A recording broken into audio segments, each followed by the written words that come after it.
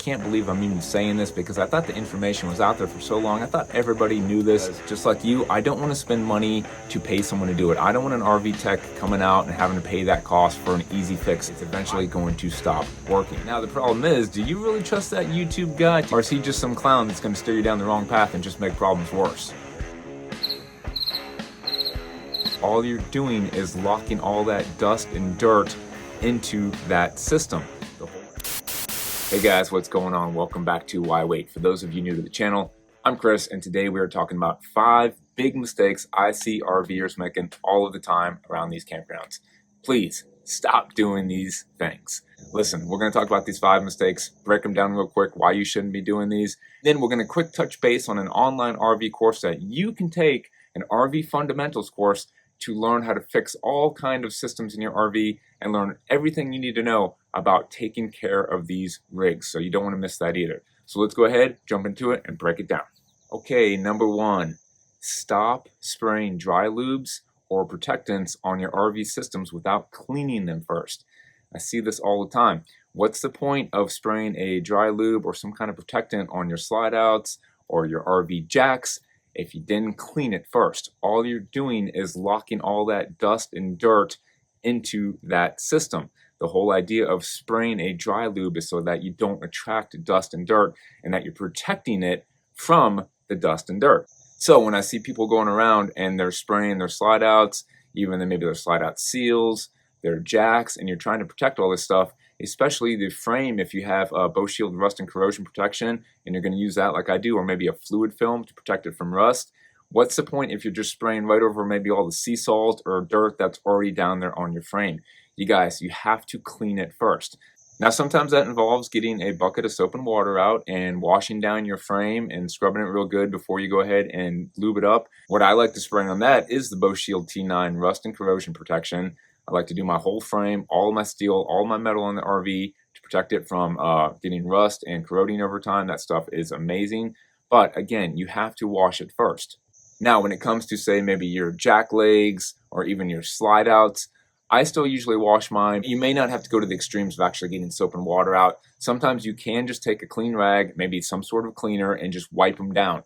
After you've wiped them down, you've cleaned them off, especially if they're, again, if they're really dirty and you've got all of that dirt and dust and everything off of them, then go back with whatever dry lube you prefer to protect them and keep the dust and dirt from getting back on them. It's like washing your car or your camper and then waxing. You're not going to sit there and go ahead and just put a layer of wax on your car to protect it first without washing it, right?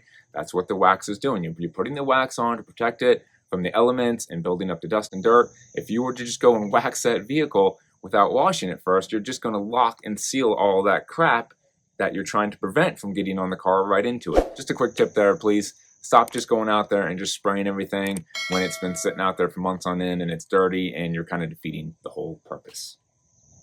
Okay, number 2 on the list of things I see RVers doing all the time or hear RVers doing all the time, and this may apply more to full-time RVers, but that is never using your RV water pump.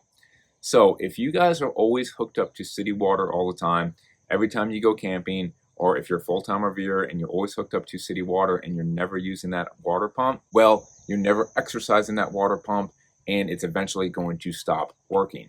2 reasons for this. 1, it needs to be exercised. It needs to work. Things are going to get dried up inside of it. The pressure valves are going to start getting stuck.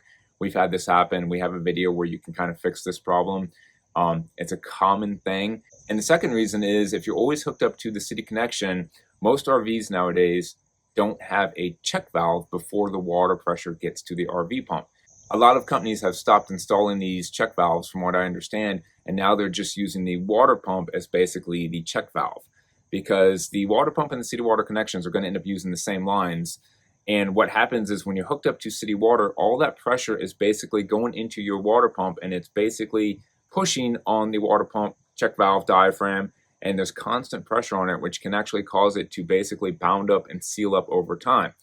So what you want to do is, if you're on city water, like we are, and we were guilty of this before, every once in a while you need to just go ahead and switch over to dry camping mode, turn on that water pump and use it for a few days. Do this, once or twice a week, or do it for a day once a week. You want to keep that pump exercised. And by doing that, you're going to prolong the life of these RV pumps. They want to be used. They don't want to just sit there and have all their seals dry up. They don't want to just have that water pressure constantly pushing on those check valves and seizing those up. So if you're having a problem with your water pump, go check out this video. There's a link to kind of how to fix this. But what you need to be doing is using that water pump more often. And this is actually a tip that I learned from Todd Henson over at the NRVTA, the National RV Training Academy. You've probably seen some of his videos, Todd with the big beard over the RV Tech, the Tuesday Tech Tips. If you guys haven't seen his videos, go check him out. If you want to learn more about your RV systems and you want to learn about how your RV works, how the electricity works, how the 12 volt works, how your water systems work, how to fix furnaces, hot water heaters, and all things like this, please go check out the rvtechcourse.com. I wish I would have had this course 5 years ago when I started full-time RVing. There is so much awesome information in this online course that you can take at your own pace and just learn so much about your rig, the systems in it, and how to troubleshoot and fix them. Now listen, I know there's lots of free information out there on the internet, Facebook warriors and YouTubers to tell you how to fix things. If you do your own research, you can, usually learn how to kind of troubleshoot and fix some of these things. Now the problem is, do you really trust that YouTube guy to give you accurate and true information on how to fix your RV and really help with the situation? Or is he just some clown that's going to steer you down the wrong path and just make problems worse? Now listen, I've always been open on my RV channel, as many of you know, when it comes to maintenance and fixing things. I've always said I'm not an RV tech. I state that in many of my videos. I'm just a guy who likes to fix things myself because just like you, I don't want to spend money to pay someone to do it. I don't want an RV tech coming out and having to pay that cost for an easy fix. I can't afford to have my RV sitting in the shop for 2 to 3 weeks as a full-time RVer for someone to fix it. If it's something simple and I can fix it myself, I'm going to try to fix it myself. And that's where this RV Tech course comes in. This course is amazing. Now, like I said earlier, I wish I would have had this course available to me 5 years ago when I started, because I would have learned so much stuff right from the get-go. There's 2 online courses you can take, the Basic Fundamentals course and the RV Tech Pro course. These are taught right straight from Todd Henson, and you guys are going to learn so much, like I said, about your refrigerators, your AC units, how to take care of maintenance on the outside, electrical. It really is such an amazing course to give you guys the knowledge and empower you to go around your RV and fix things on your own. You are going to know so much more stuff about your RV when it comes to troubleshooting and fixing these things. You're not going to have to get out there on YouTube to, listen to somebody how to fix these things and trust that guy. In fact, I'm not too sure if I should be plugging this course. You guys may stop watching my videos. But all jokes aside, go check it out. This is the same stuff that they're teaching at the National RV Training Academy down in Texas. Again, you can just sit back and just learn it as you need to. And anytime you actually have a problem, years down the road, you can go back and reference these courses because you'll always have it. If you need to relearn it or go troubleshoot something, go back to the course and refresh your memory. So that's another thing that's really cool about it, is you're always going to have the information right there to go back and reference when you do need it. Now, with all that said, let's go ahead and jump into number 3 on big RV mistakes that I see people making all the time. And that would be overloading your RV with too much weight, not weighing your RV, not using a tire pressure monitor of some sort. This kind of all goes together. We see this all the time. I see people open their basement doors and I'm like, oh my gosh. I can tell by just looking at this person's basement that they have to be extremely overweight. They're usually so jam-packed in there you can't get anything in there, so I can only imagine what the inside of the RV looks like. And this especially goes for us full-time RVers. Guys, just because you have the basement space and the storage space to fill up all those cabinets inside doesn't mean you can, doesn't mean you should. And it means you need to go get your RV weighed. And this is something you need to get done more than once. You need to do it, especially for us full-time RVers, all the time, because we're always changing in and out what we're bringing into our rig. What you may have weighed one time does not mean that's what you're going to weigh a year and a half later. Please, these frames are having tons of issues right now in the RV community. And one reason is, well, because the frames were built really bad. Number 2 is some of it, the blame is on us. We are overloading these RVs, okay? And it's not just the axles and springs that are, taking the load. It can be your truck that can't handle the load. And we have a full video. If I highly recommend watching this one. It will tell you everything you need to know about how to weigh the RV, how to weigh for your payload capacity, your gross vehicle weight ratings, how to get these numbers, how to do it. It's an amazing video if you're not too sure of the whole process, or if you truly want to find out how much weight you actually have in the back of your truck and all of this stuff. But please stop overloading these RVs. So many of you have tire issues and blowouts and things like that, and you don't understand why. A lot of it just comes down to too much weight. Things are heating up. You're having tire blowouts. You're having leaf springs break. You're having frame failure. A lot of this can come down to you being more proactive with your weight. Now, I'm not going to sit here and say that these leaf springs and frames are of the highest quality, because they're not. We've had to take a few steps to correct that. But at the same time, you got to be proactive and check on these things and make sure you're not just towing down the road unsafe with too much weight. Use that tire pressure monitor so that you can see when things are heating up, things are getting too hot. Sometimes it's a sign that you're too heavy, too much of a load. Could be, bearings not lubed up, all kind of things. But please go ahead and weigh your RV once in a while. It does not take too long, and stop jam-packing these things with too much weight. And that's going to bring us right into number 4, and that is inspecting your RV when you get to your destination or when you stop for gas. What I'm saying is, I don't see enough RVers doing a post-trip inspection. We all like to get under the RV and check things out before we make that big trip, right?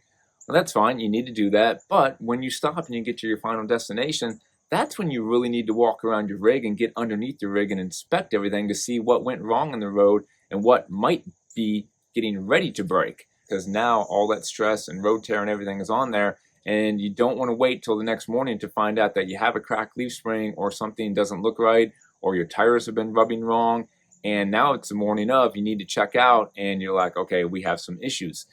I always do a full walk around anytime I stop for fuel, bathrooms, anything, because you may just catch something that is about to be a catastrophic failure going down the road. And if I can catch it before I leave that gas station, man, I'm going to save myself time, headache, money, and everything.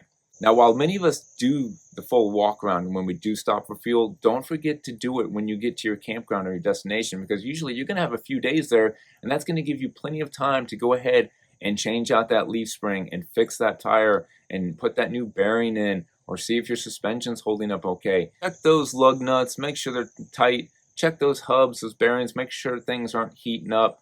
And go ahead and give it a good inspection when you get to your destination, after you've had some time to hook up the AC and cool off and chill out a little bit. Don't forget to go ahead and get under that RV and make sure things are still looking good before you hit the road again.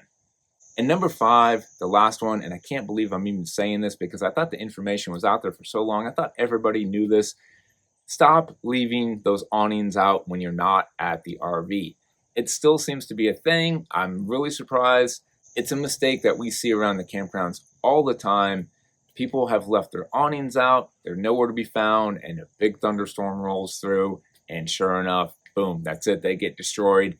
And it just, these awnings are not that strong. They are basically nowadays made for shade. They are not made for high winds, they are not made for heavy rain. It's okay to put it out if you put the awning on an angle when the rain is sprinkling to make sure the rain runs off. Other than that, I've seen heavy downpours ruin people's awnings, and I've seen big gusts of wind come along and totally destroy them as well.